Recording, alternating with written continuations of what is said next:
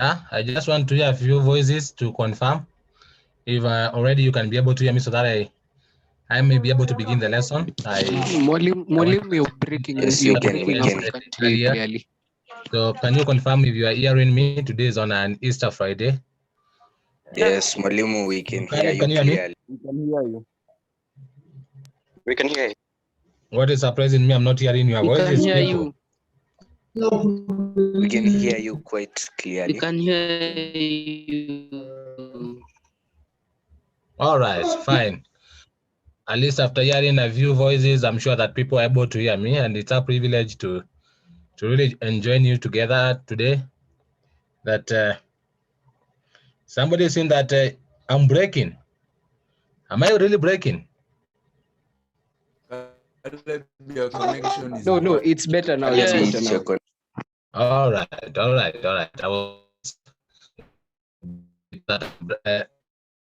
there's a problem in terms of voice, and I'm saying that I hope that you are enjoying your holiday at home, and I hope that everything is moving on well, and you are really enjoying the opportunity to be with your folks at home, your family, and really making use of their time, because it's really short. By the way, already we are counting. Next week is going to be week 3. We are almost entering almost half of the next week. You'll have almost covered half of the holiday, and so I hope that you're also doing the due diligence of also preparing yourself well in the interest of the national exams that you're gonna do, and in the interest of also the exams that you'll be doing. And more so, you are doing some justice in terms of syllabus coverage, because that will be very much important if you are able to get acquainted to your syllabus well, and you just continue to push yourself a notch higher in the interest of the timings that we are living in. And so I'll be taking you through our lesson today. And as I've indicated earlier, today is on an Easter Friday. And I know that all of us, whatever that is happening as we celebrate the death and the crucifixion of Jesus, a remembrance, and that is, I wish I would be talking to Form 2s, because that is what we'll be talking earlier about, the passion, the death, and resurrection of Christ. And now I'll be taking you through this lesson, and what I'll be doing is just a continuation of the syllabus that you are doing. I'm not sure, like, how many people are you usually here? On what is your highest attendance? Because there are classes that are registering 40 something. What is your highest attendance?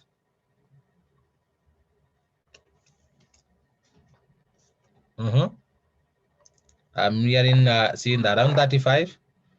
All right, that's a good number. We can be able to push syllabus with that. Yeah, so that we are able to be in a place better, or a better place when the exams will be coming. And so that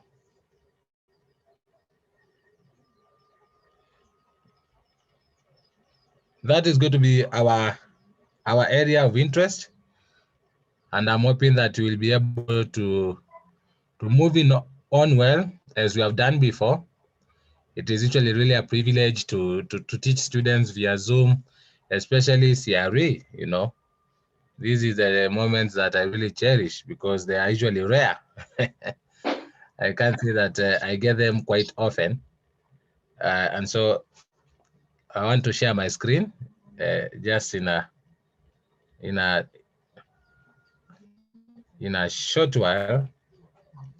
I'll be able to bring my screen so that you'll be able to.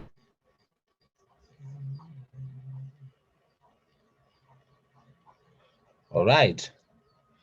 And so, as I was saying that I hope that you are enjoying yourself, because when schools open, it will be marathon. I don't think if you will get another holiday like this one after some time. So ensure that you have really done a lot of justice and enjoyed this holiday. So just let me share my screen in just a short while.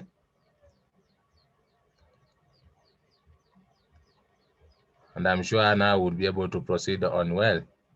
So when did you start this program, by the way? How many weeks have you learned? Is this your week 1 or week 2? This is our week 1. Okay. Hey, we are using very powerful terms. Right. Perhaps you it might be interesting to know what you are really the scripture there that is being read. Anyway, friends, let me share my screen now after the long promise that I'm sharing the screen. I'm sharing the screen.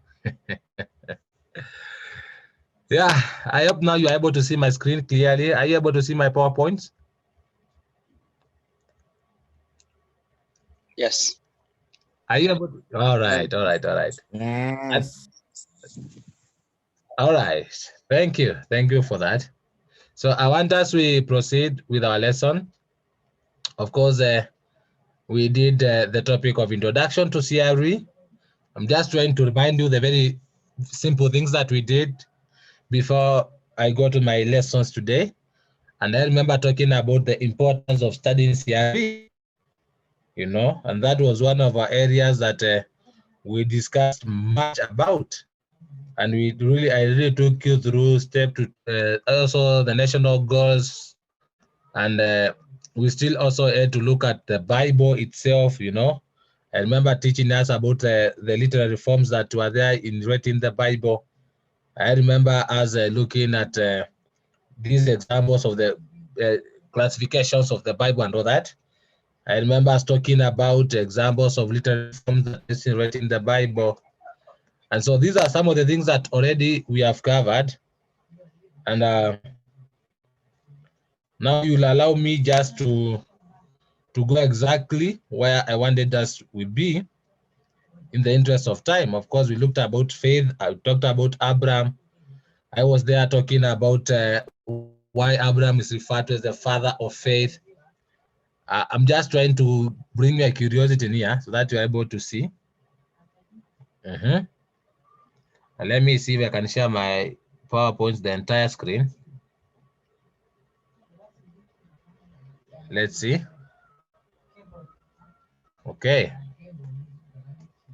So these are some of the things that we have been able to see. We looked at the characteristics of covenants, the elements of our covenant, and I'm sure we had an interesting time when it came to looking at that. We also looked at the of modern covenants, and these are some of the exams that you found in the exam. And I'm sure that you already have your results, so there's nothing to talk much when you talk about exam because you have your results. We talked about circumcision, the importance of circumcision, in both cases, what are the differences, what are the similarities. I gave you these revision questions that you are supposed to have a look at them. And now we want to proceed all the way. I also looked at Moses. And I remember the last time that I was in that class, we talked about Passover. Just trying to bring you to speed, reminding ourselves, we looked about the Exodus, the mass movement of the people from one place to another. And we looked at how the people of Israel were able to have their Exodus, and how the Israelites became afraid of the Moses and of the pharaohs and soldiers and all that. How God cared for the people of Israel through provision and quells and others. So these are things that already we have looked at. The defeat of the Amalekites, the importance of Exodus to Israelites. Yeah, then problems that Israelites were able to encounter. And what are some of those problems that Christians are likely to encounter in their work? And so these are some of the things that I'm just feeling that we already did. And we looked at the attributes of God as understood by the Israelites during the Exodus. And these are some of the things that we also looked at. The making of the Sinaitic covenant, how people were supposed to prepare, the sealing of the covenant, and how the covenant was broken, because we also talked about the breaking of the covenant. Again, we also looked at questions, why could the Israelites break a covenant with the unseen God? And we looked at that. Lessons that we can also learn from the making and the breaking of the covenants. These are some of the things that we have been looking at. And then, because God is a God of mercy, then we looked at the renewal of the covenant and various ways that we see the covenant being renewed. And that's you're able to see those are things that we are able to discuss about, and characteristics of God that we're able to learn from the renewal of the covenant, the nature of God, what are we able to identify and really understand about the Creator in relation to this. Then we looked at the conditions for the renewal of the covenant, to do during the renewal of the covenant. It is something that we're able to see there. And of course, lessons that we can be able to learn from that. We end our journey through the 10 commandments, the kind of commandment that God had given. There are those that are towards God, there are those that are maybe towards men.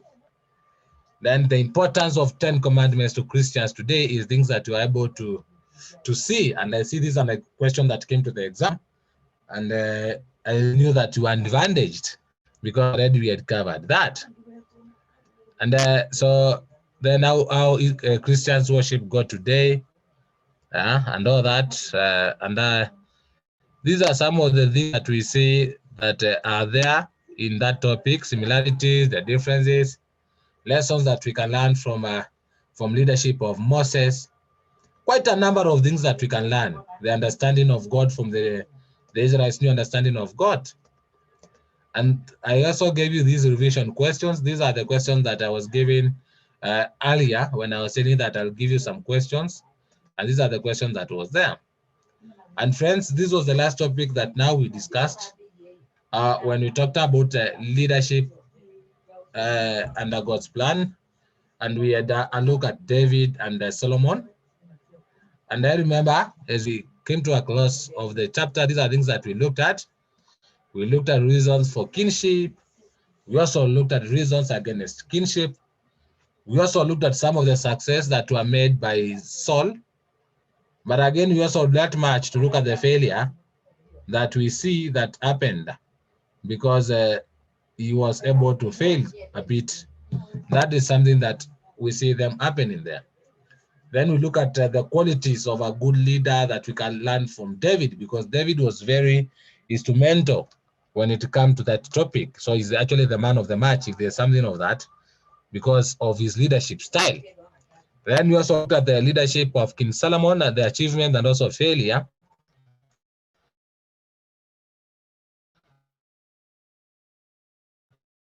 As well as explaining the look at duties. Apart from looking at the duties of the judge, I remember reading and looking at some of the reasons why the Israelites were really interested in having a king. But again, we also looked at some of the reasons that Samuel gave them against the desire of having a king. And from there, we see the reasons. If they are here with you, you have them in your notes, and we really discuss about them. And then we looked at King Saul's failure, some of the important things that he did and some of the successes, including the kind of battles that he was able to win. I've also been anointed by God. But we also looked at failures that are going to accompany this man that is called King Saul. Of course, offering sacrifice at Gilgal instead of waiting for Prophet Samuel. In other words, he became impatient.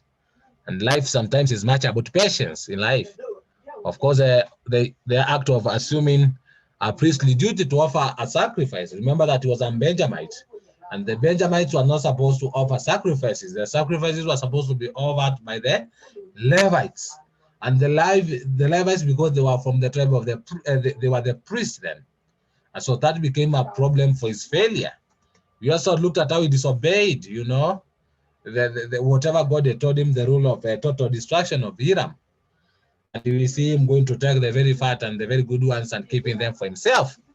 This is something that we are able to see. He lost faith in God, consulting a medium. Imagine a man who God has anointed is always going to consult a medium, And again, he also he became jealous, wanted to kill David, you know. Of course, he was also deceitful to the servant of God, Samuel. When he is asked, have you did everything that God told you? He said, oh my goodness, I did everything. And Samuel is telling him, what about the voice that the bleating of the sheep that I'm hearing? And then he starts saying, you know, man of God, I had just to speak this a few words so that I may prepare a sacrifice for your God. But he had already said that he had obeyed whatever God had told him to do. And so these are some of the aspects that we are able to find there.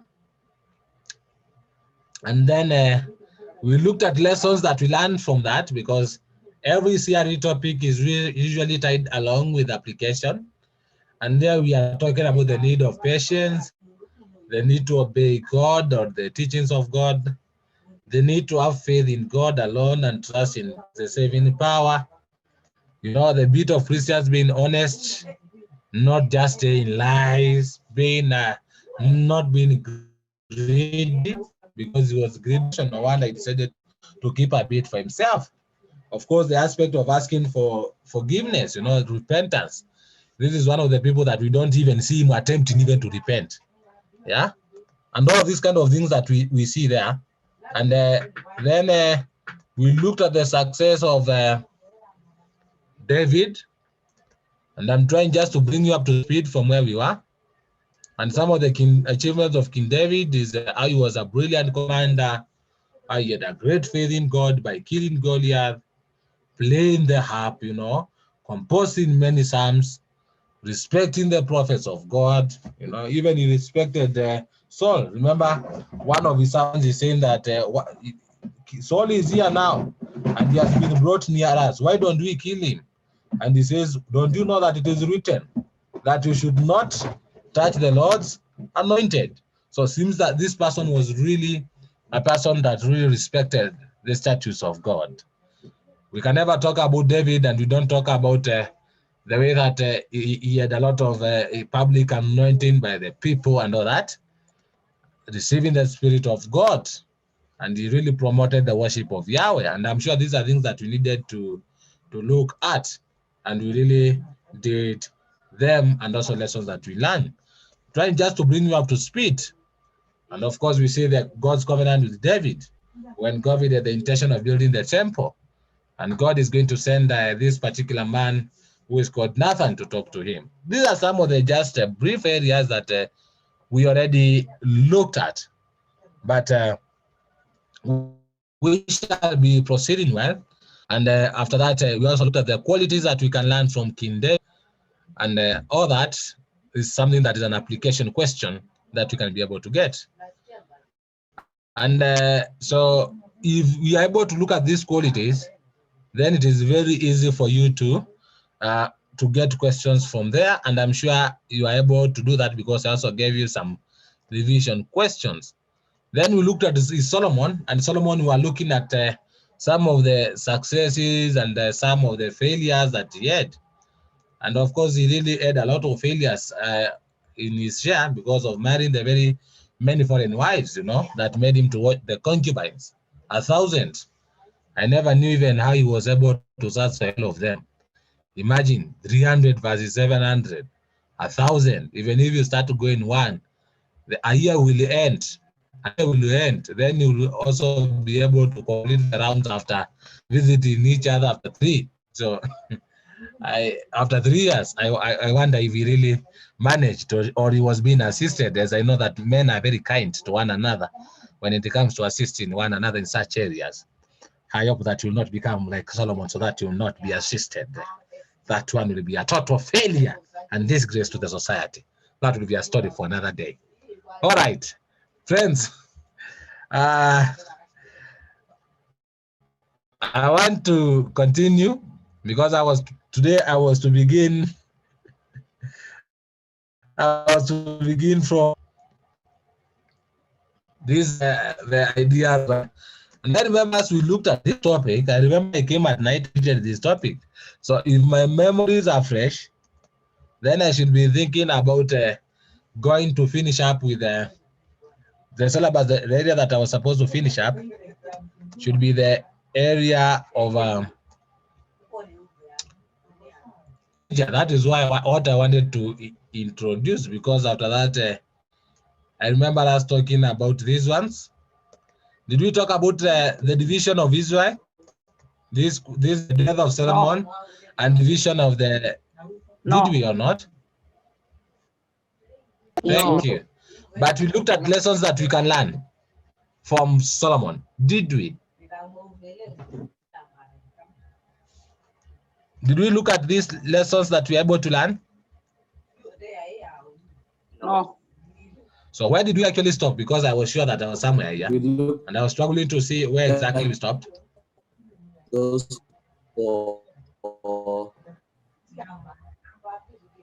Saul. You are breaking a bit. Saul.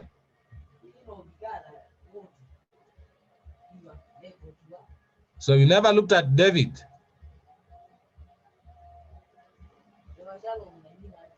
All right. If we reach there, then let's begin there. But I remember me doing David. Was it not with you people? We did David.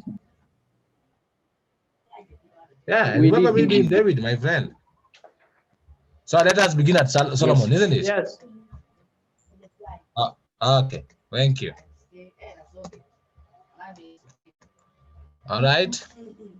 So after David died, then we had his son, who was David, who was to come, and Solomon, who was to come from who was there to help, you know.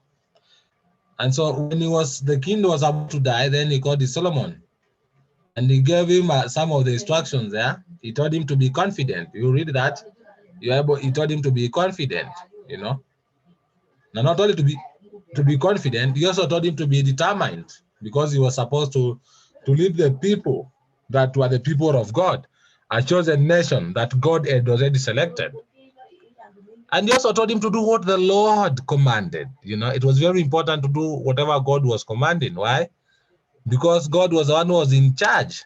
And so if he was to obey God, then he was to get success and to keep the laws of Moses. You know, if Solomon he would obey, then God would promise the promises that he had already fulfilled there.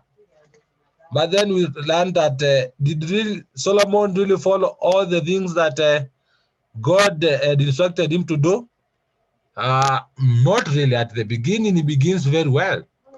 Actually, begins with the idea of building a temple, offering tens and thousands of cattle. You know, but then we see thereafter that this man, he starts to stray away from the covenant way of life. And so today we want to look at some of the successes and some of the failures that we are able to see them through this man, who is none other but Solomon. And so somebody able to read for me the notes that you're able to see on your screen. Who will read for us? I volunteer. He built a temple for God. All right, read all of them that you're able to see so far. He promoted He promoted trade with neighboring countries. He had a navy of merchant ships. He initiated a building program, built the city of Megiddo, royal palace. He recognized the city into distinct for effective administration. He established good diplomatic relationship with other nations through. Chuck, can you scroll down? Are you able to see it? No. What are you able to see through? Then after that, it is appearing. He composed many. So that I'm able to see what is getting lost. Just a minute. See where we are getting lost.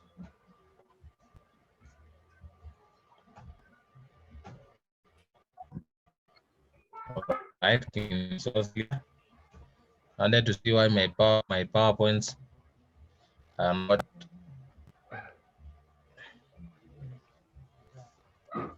Read from this. Are you able to read from me?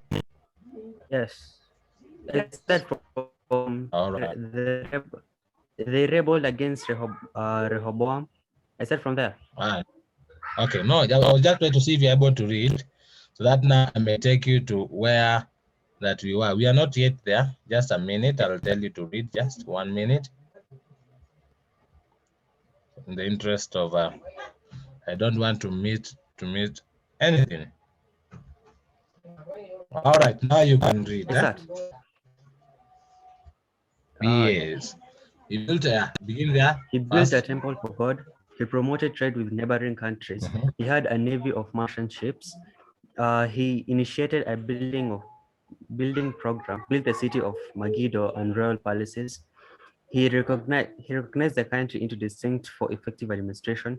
He established good diplomatic relationship with other nations through Intermarriages. It was through intermarriages. So yes. So we want to look at, those are some of the success. We just look at, we discuss each one of the points, because we can ask you that question in an exam. Identify the successes that were brought by King or by Solomon. And one of it, and the most important, is that the idea of building the temple for God, and the way that it was magnificent, made with gold, shields of God, and all that others, was a great success. So that was one of his core points. Another thing that is from Solomon, you have talked about how he had some good trading techniques, because he promoted the trade with the neighboring countries. Like he had even the ship that were able to sail, go take some goods, come back with some goods, and that was really promoting trade in Israel. This man also initiated building programs, by building the royal palace, and the city of Megiddo, which was supposed to be later to be the place where the king would be able to live. That was a great success for this man who was called Solomon. Again, he also reorganized the country into kind of districts for effective administration. He was able to divide the Israelites into districts and all that. And that is very important, because in leadership, you need to have people that are representing the people, and you're able on ground to get the needs of the people. And so, again, apart from that, we see that he established some good diplomatic relationships with other relationships through intermarriages, because some of the kings that really wanted to attack Solomon, they could not attack him because he was their son-in-law. How do you attack your son-in-law? That was our best way of also maintaining peace, One of the ways that we say that we are able to beat villages, because you are not able to attack the other tribe when your wife or your spies or your spouse. Of course, we call them spices because they spice our life. So I see somebody is having who is having a question. I thought somebody that was asking a question. All right, man, let's continue. Then, of course, there's another success is that continues. Able to read for us the other slide. He ruled wisely. Of course, the case between the two women is a major highlight that we see, the epitome of the wisdom of Solomon. All right, somebody should be able to read the 3 points. Ephraim.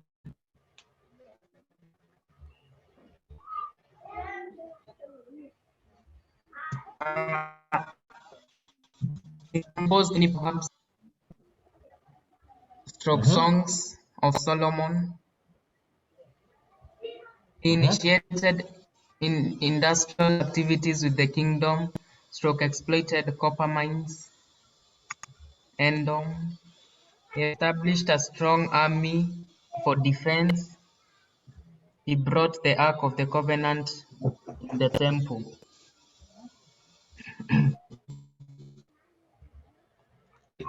Some of the things that we see there,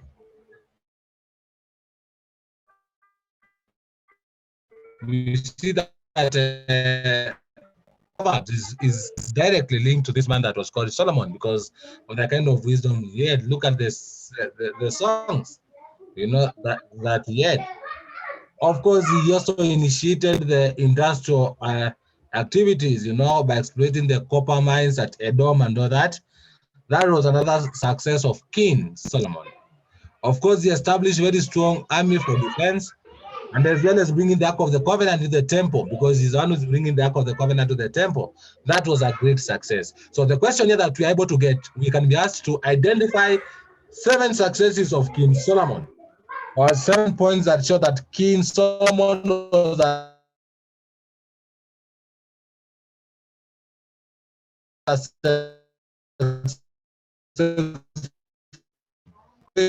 this is also some of him that he composed. But again, this man also had his own equal share of failure. So what was the equal share of failure?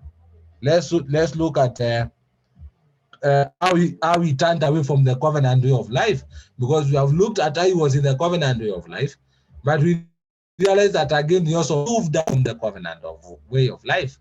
And how was that done? Somebody else should be able to read for us, the ones that we're able to see on the screen first. He married many foreign wives, worshipped other gods. He allowed his wives to worship idols. He built temples for the worship of himself, worship idols. Now, these are very many points that are just rotating about the idol worship. And you see, the first point is when he married foreign wives who worshipped other gods and the worshiping other foreign gods. Remember, during the renewal of the covenant, God had said you should not intermarry. And so when he's marrying people that are from other tribes, that becomes a problem. So he married many foreigners who worshipped other gods. The aspect of worshiping gods is the aspect of intermarriage is the main in the first point. That one, he intermarried the will of. Look at the second point. He allowed his wives to worship idols, you know. The aspect that he's the one who is the priest of the family as a man, or he's the king who is allowing the wives to worship idols, the aspect of him allowing them, that was morally wrong. He needed to have directed them toward the worship of the Yahweh, or the covenant way of worship. Again, he also facilitated the worship of idols by building temples that are worship for idols, you know. It made no sense for this King Solomon having built a very big temple that is for the worship of Yahweh. Again, he's practicing what we call religious syncretism, because he's also building some other small kind of temples for the worship of idols. And that one was to please the kind of wives that already yet.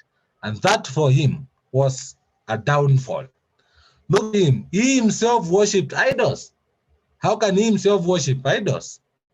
He was supposed to lead them in the worship of the covenant life, the way that he had led them in the book of 2 Chronicles as he was dedicating the temple of God.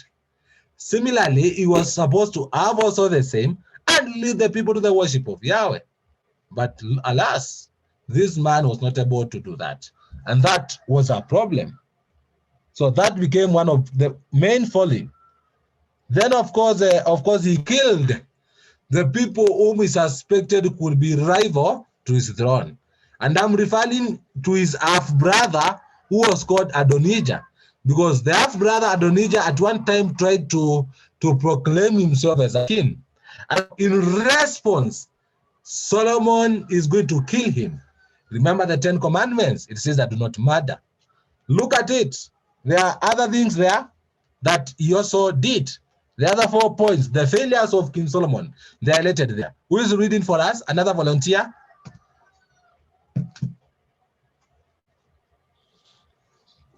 Can I do that? Okay, you can. Go on. So he taxed the Israelites heavily for upkeep. He disobeyed the instructions given to him by David, his father, to rely on God. He introduced forced labor, oppressed the Israelites during the building of the temple. He practiced nepotism. Okay, I'll be able to explain that. I guess that slide has cut something. So one, we have talked about he taxed the Israelites heavily for the upkeep. Remember, this man is having around a family of 1,000. Imagine if can you look at the kind of loss that you eat in that small family of yours? You are around 5. This man is having 1,000 families. He's having 1,000 women, and now they have their children, and so he need to be supported by the people. And so what does he do? He needed to tax the people more so that he may be able to have an upkeep for his big farm and also an upkeep, for the people that were in the temple. So that was one of the problems. The people are saying that your father was very harsh. He taxed very badly. And they asking Rehoboam if he would be able to listen just a bit, but he rebelled. And that is how the people were they said to hell with the house of David. And again, he disobeyed the instructions given to him by God. He was supposed to rely on God. He never relied on God, He never relied on God. Most of the time that would see him, he started now relying on the pagan worship, and that became a problem. Then, of course, he introduced the idea of forced labor, introduced the idea of the forced labor, oppressed Israelites during the building of the temple. So they're introducing forced labor because he wanted he also wanted to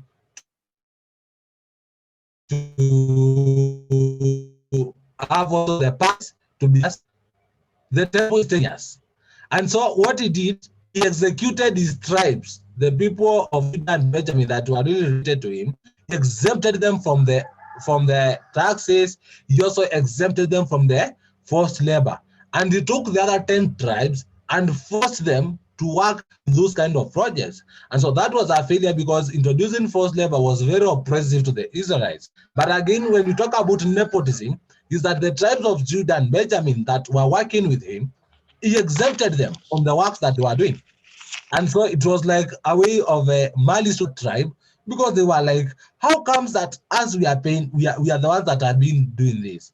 And that was also a failure for our king there, and who was called Cain. So we can ask you, of course, some of the questions from there. It is a question that you can always get when we ask you to identify, particularly how maybe this king, and we are not talking about any other king. We are talking about this man. Of course, there are many other points of being how selfish he was. He's building the temple of God for 7 years, and he's building his own palace for 13 years. That one was more of selfish, that he valued himself by God. Of course, he also sold part of the Israel's territory. Yeah, the times of Galilee to Hiram, the king of Tyre. At one point, he said to do some business with the land of Israel.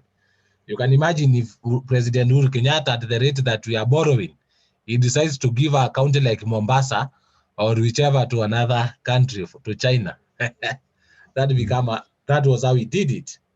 And of course, the idea of hiring the pagan craftsmen to building the temple, and that was supposed to be done by the people of Israel. And of course, he signed the treaties, peace treaties with the neighboring people there for their protection. And you see, he signed the treaties that are there and with the neighbors. And we see that that one was not good because already we had said that during the renewal of the covenant, God had clearly said you should not have treaties with other nations. And so for him signing treaties with other neighbors was something that was also against the will of God. And so that is where we come to a close of failures. The other question that we can find ourselves being asked is about identify what Christians can learn from the leadership of King Solomon. Do we have something that we're able to learn from there? And I say yes, there's pretty much that we're able to learn. So what are we able to learn? Somebody else, people that have not read, it is not good that we come. Yes? I can read. Leaders should Okay. ask for wisdom from God to enable them to. Leaders should trust in God, have faith in God, obey God, They should rule with justice, stroke fairness. Leaders should exercise self-control, stroke leaders of integrity. And the last one, have good diplomatic, stroke trading relations with other nations. All right. So when we are learning the importance of asking for wisdom from God to enable them to rule, because Solomon is asking God to give him wisdom to rule the people of Israel.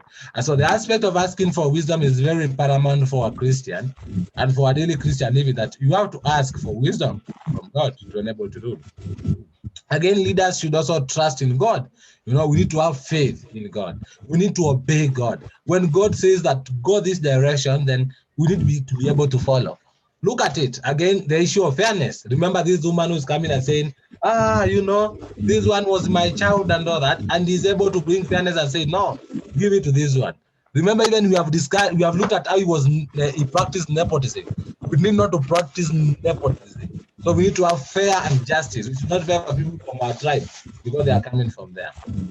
Friends, we also need to look at, we need to exercise self-control. We need to be leaders of integrity. This man was not able to control the last 30 years for marrying many wives. And no wonder he's having like 1,000. And what is going to happen thereafter? Because of that, we see him not really doing what was right before God. So we need to exercise self-control. We need to be people of integrity. That is what we are learning from Solomon, because if we are not able to do that, no matter how wise we are, we will fail, because he failed because of those many concubines that he had. And we see thereafter the needs going to be divided. The kingdom was divided because he lacked self-control and integrity. I know some of us were in holiday. Are you exercising self-control? No. Especially, Yes.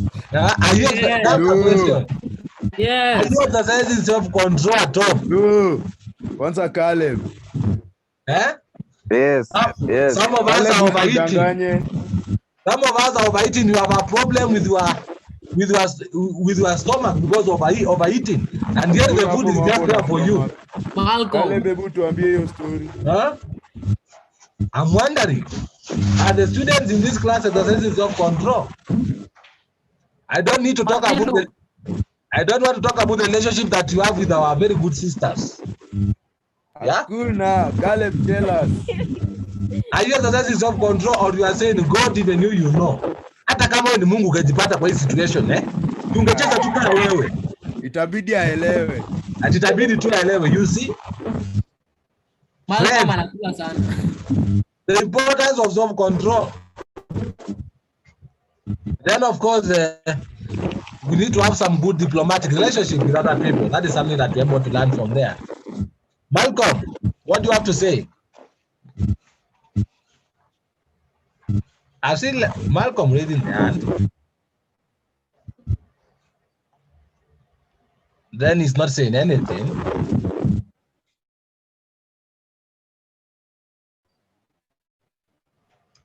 Those are some of the important things that we are able to learn. And so I hope that you're able to learn that. Then we should not waste the resources of the country. We should not waste the resources for the country, Then apart from that, then of course, there are other things that you are able to learn. They should protect the nation's territorial land. We should not, our leader should not use the territory or the land that is meant to have the very people and use them badly. That is not our leader should be able to do. Then from there, then we have got the death of Solomon and the division of the kingdom, and that we find it in the book of the 1 Kings chapter 12. Of course, today we are not reading much. We'll be preparing that well for the next lessons. And we see that when Solomon died, already God was not happy with him because he had not really followed the covenant way of life. And God had decided that he had told David that, your kingdom is going to be, the kings will be always be coming from your lineage.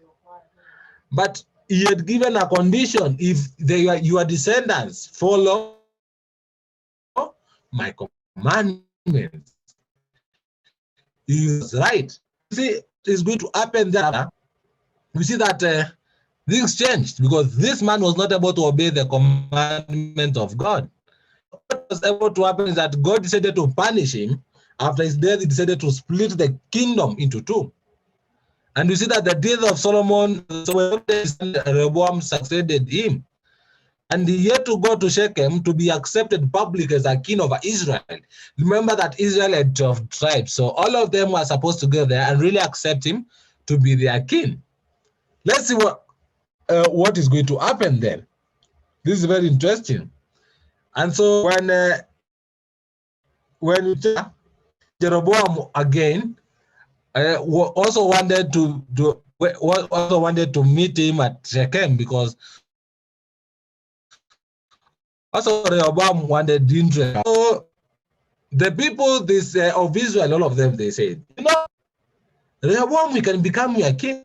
They're willing to accept him their king, even if he just treat them fairly, better than what Solomon, his father, had done.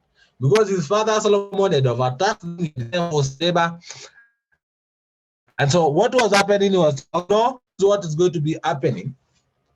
They were saying that we just require some better treatment. No problem against you. And the elders asked the elder men, what can I do? The people are telling me that I avoid their taxes, I don't give them forced labor. What will I tell them?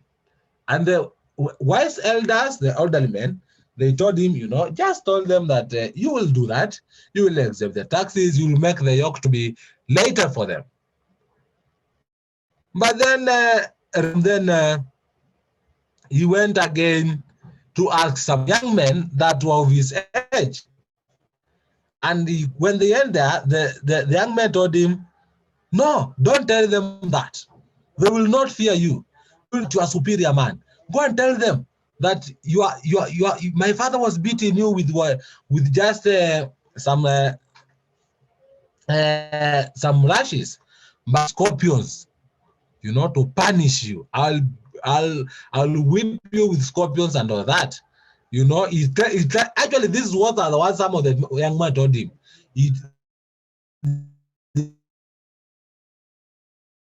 Go and tell them that what my is weaker than my father. It's going to treat you more harsh. And so when on their return, he told them to go home. He's going to come and call them and give them a feedback. He told them that he's going to treat them harshly. He's going to beat them. And so the people are not happy. In response, they rebelled against Rehoboam. And they said, to hell with the house of David, to hell with the house of Jesse. The 10 tribes went away with their leader being Jeroboam I. So they went with Jeroboam. Remember, these are the tribes that were being taxed. These are the tribes that were being treated badly by Solomon. And so what happens is that these ones, okay, let's go. Let us have our king. And that is the time that you have the northern kingdom and the southern kingdom. And so they are going to be led by Jeroboam. And we see that Benjamin and Judah are the ones that are going to be remained with Rehoboam, because these ones are not forced to do taxes, they're not forced to do a number of stuff. And so they felt that, okay, and it was coming from their tribe anyway. So they were feeling much at home. And we see even Jeroboam trying to send some people to go and talk to the Israelites, and the people that were sent, they were beaten. Some of them, so he said all the way to Jerusalem, because already he had told people that he's going to lead them harshly. This was that is what is the division of the kingdom of the two. And so the division was caused also by another factors. So sometimes you can also be asked to identify factors that led to the separation between the northern and the southern kingdom. And then what are some of the reasons for the split of the kingdom? And that's what we also call religious Sikhism at times. And of course, is that God was punishing Israel by splitting the kingdom. And why was that? Is because, number one, Solomon had built high places for the worship of idols. And so God was not happy with that, and that is going to make the worship of idols there be there. Then, of course, the introduction of forced labor and heavy taxation, That led to a lot of discontentment among the Israelites that made them rebellious. And then you see that, of course, Solomon had married many wives. Somebody should be able to mute. I don't know if that one is having that. So Solomon had many wives who brought with them some foreign gods to Israel. Now, bringing the foreign gods to Israel was disastrous. Why?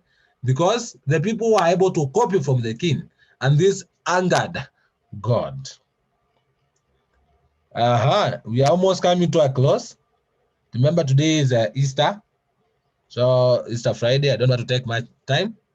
And of course, Rehoboam had refused the wise counsel of the elderly people to lead them with a lot of love, with a lot of care, with a lot of tenderness. He refused that.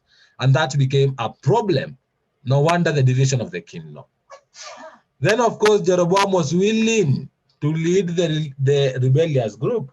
So already they were not at zero. They already had people that were able to go and lead them. So Rehoboam was willing to lead the other 10 tribes.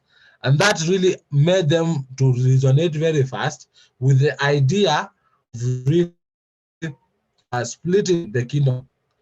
Then, of course, we have talked about that. And then the kingdom is going now. Now after that is when we have the division of the Judah going to be retained there. And Jerusalem is going to be its capital city. So that is how the aspect of the division of the kingdom is going to occur. That led to to that bit. We hope that we'll be able to do that. We want now to we are bringing it to a close because I wanted to come and finish now with this one. This was the last part that I remember talking about. And this is the last part we are talking about the importance of temple into Israel. And when we talk about the importance here, we realize that the northern kingdom it had its capital in Samaria, and we have got the Judah that's going to have its capital city at Jerusalem. But now it was a very central part in the life of Israel because it was a place that was very central in their lives. And that is what we talked about, the importance of the temple in Israel. What were the functions? What was the temple supposed to do? And we saw that question in my exam. And number one, it signifies the dwelling place of God. Of course, that is where the place that people would know that God would be called upon this area and it will be answered. So number one, we talk about it was the dwelling place of God because it was also a house of worship. And again, it also served as a house of worship and prayer. So anytime that you are talking about prayer and worship, then it was paramount that you needed to talk about the temple. Again, it was used for dedication of the firstborns, The children were being dedicated to God. Most of them were coming from there.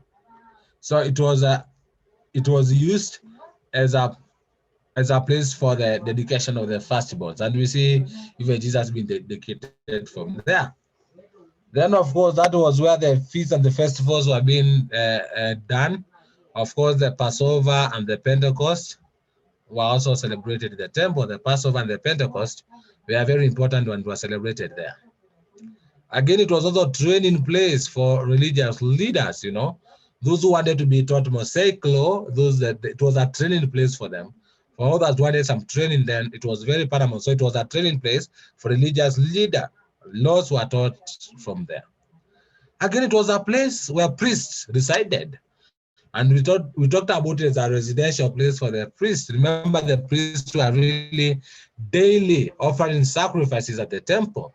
And so that was a place that was very important for them because they used to live there. And that brings us to the next point, that sacrifices and offerings were offered there. Because most of the time, you cannot have sacrifice and offerings without the priest. And the priest needed to resettle there, and we have got the altars that were already been made for them to worship from there. So sacrifices were offered from there, from the temple. Then, of course, all rites were done there, the purification rites, and others were supposed to be there. Again, it was also a place for trading because it was a commercial center. Many animals and sacrifices are going to be sold there. Remember, even Jesus at one point is going to come and find people that are selling things, and he's going to inject them out saying, "Do you know that my house is called it should be called a house of prayer?" And so that is another area that we can be able to find from that particular kind of a question. And of course, it was also the place where the covenant was kept. And of course, we talked about being a center of process. And you can always get that question of identify the importance of temple. It is not really a question of if, but it is a very likely kind of questions that you can always get from there. It can't be that easy if you have not read, but if you have read, you can always score there. And so that is how we come to a conclusion of the topic of leadership under God's plan. And I'm sure much of it that we had covered in school, and so that was much of repetition. Up next, we shall be looking at Elijah, and this is what I want you to go and research on. This is going to be your research before our next lesson. And of course, we'll be looking at Elijah, and so we need to look at the following areas that are the objectives of the study. And we need to know, you need to explain how and why idolatry became widespread among the Israelites. Because the issue of idolatry being widespread during the time of Elijah is a very good thing. And we shall be looking at that because we shall be talking about this man who was called King Ahab, who is going to do this, that. So you'll be able to look at that. Look at that is a takeaway question. Then we also need to explain the effects of idolatry in Israel. You can find yourself being taught to explain the effects of idolatry in Israel, because it was not a lie, it was there. So what are the effects that brought the Israelites there? Of course, the 3.5 drought among many others. Again, we need also to look at corruption among the people of Israel. You know, what examples of there was sort of religious Sikhism, and again corruption among the people of Israel, because some people are very much corrupt. And we shall be talking about this man who is called Ahab, who will be trying to take the vineyard that belongs to one of his subjects, who was none other but Naboth. And that is a question that you can always find there. The question of Naboth, you can always be able to get from there. Then you can also look at the reason Elijah is going to face danger and hostility in a prophet of God. Explain why Elijah faced danger and hostility as a prophet of God. So that is something else that we can be able to look at. Then, of course, we need also to explain the relevance of Elijah's prophetic missions to Christian today, because we shall be studying the life of Prophet Elijah and how he's able to fight the worship of idol in Israel. But again, we shall also be looking at how is it reflected in our society today. Do we have Elijahs of the time? Can we be able to stand against the worship of idols and all that? And so that is going to be our up next lesson. I don't want to introduce it right away now, because if I introduce it, I'll not be able to cover much ground. We are already falling short of time. I know that you are supposed to learn up to around 11:30. Or you learn up to 12. What was the time that you're supposed to be learning through, gentlemen? 11:30. So 11:30. No wonder that today I felt that I needed to start a little bit earlier, in the interest of time. My lessons, I like them beginning earlier, maybe for psychological preparation. If the lesson is ending at 9:30, and 10 minutes break would be good, so that at least you have your 20 minutes, so that I begin at maybe around 9:40. So that by around 11 or 11:05, I'm done, because I usually have quite a number of other activities that are usually waiting me from 11. But I want to allow you to ask questions first. If somebody is having any question, any suggestions, I would really appreciate. So I want it to throw back to you, students. Any questions? I'm waiting to to get the questions, even if it's not about CRE or anything about what is happening around, then I'll be able to come out and really do an answer. So I want to get any question. Somebody will say, teacher, can we get the notes? Somebody is saying, no, please. Somebody else is telling me, teacher, can we get the notes? There are those who are interested. There are those who are not interested. That is what I'm able to figure from here. Perhaps those who are interested, you can be able to tell your teacher so that, or you can be able to reach out to me privately. And I'll be able to give to those that are maybe interested. As I shall tell students that it is about students, not really much about teachers. So those who are interested, you can forward your names to Mr. Doro is going to give me. Then I'll give him, or I'll see how the notes are able to reach you if you're interested in the notes. Okay, somebody else? Yeah, those who are saying that you can really get the notes have said yes, but I've seen some other people are saying no, please. Yes, Nick, you have a question? Yes. You can always bring it on board. For the notes, you can send them as a distribute them for those who are interested, and it will be convenient because from there, if one won't copy them now, he can refer to them later when he's maybe free to copy them.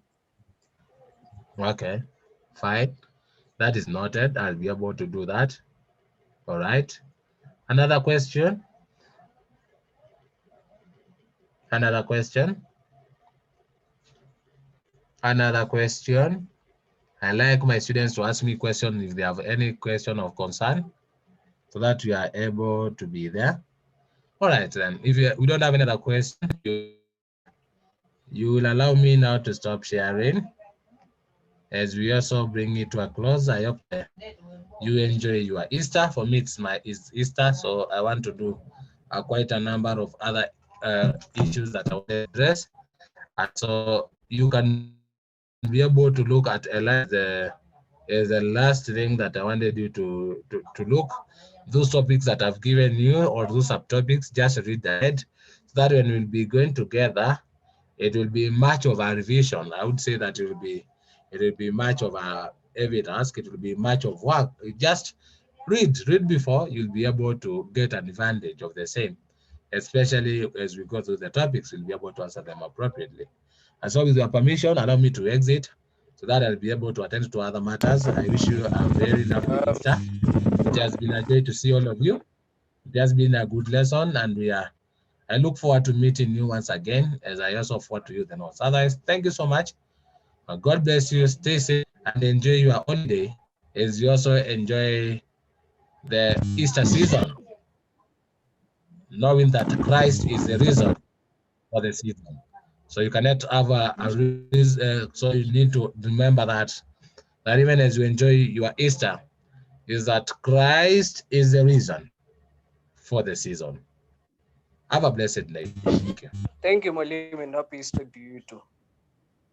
All right. Thank you. Thank you all. Yeah.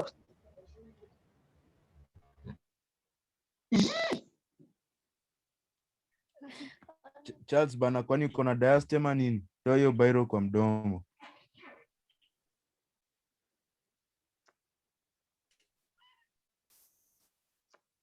Na mimi nimekufanyia nini? Matilu nyamaza.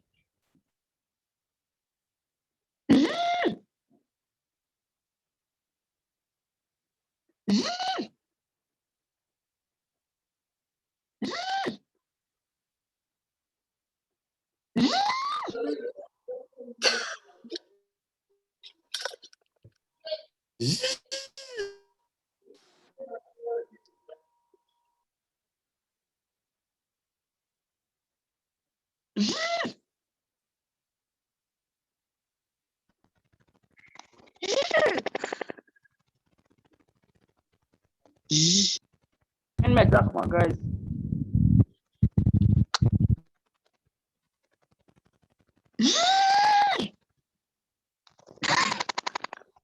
Malcolm uchoki.